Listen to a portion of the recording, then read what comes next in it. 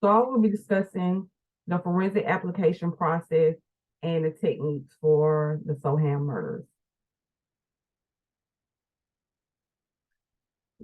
So there were different pieces of evidence that were found at 3 different crime scenes. So the crime scenes were the college building where he worked, where Ian Huntley worked, his home, and the field where the bodies were found.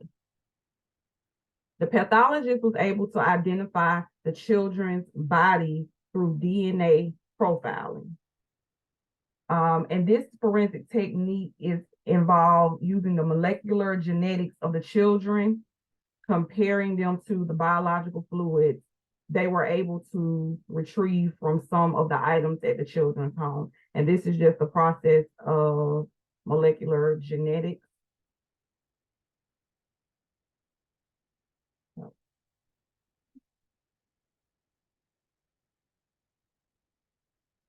So there were other trace evidence that I'm going to piece together for you. So the girls' clothing were partially burned and found in a bin in the building where Ian Huntley worked. And also his fingerprints were found on that bin. So this is just a fingerprint analysis chart of how they compared the fingerprints and determined that they were in fact his. And then the hair samples were visually and microscopically inspected, the hair samples that they found on the girl's body and on his.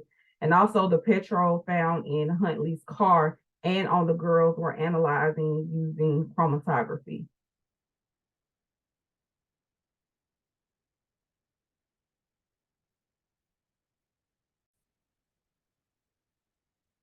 Okay, continuing with the slides, all about the forensic evidence, piecing it together with trace evidence.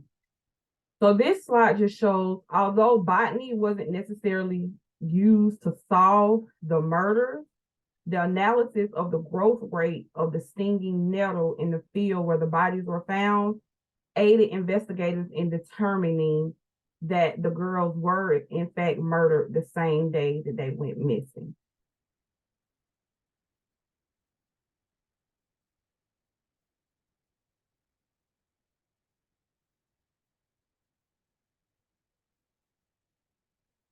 Okay, so notably, he was also linked through DNA profiling, trace evidence, microscopic inspection. Not only was this true, they also found CCTV footage showing Huntley at a gas station using the exact fuel that was later found on the bodies of the girls.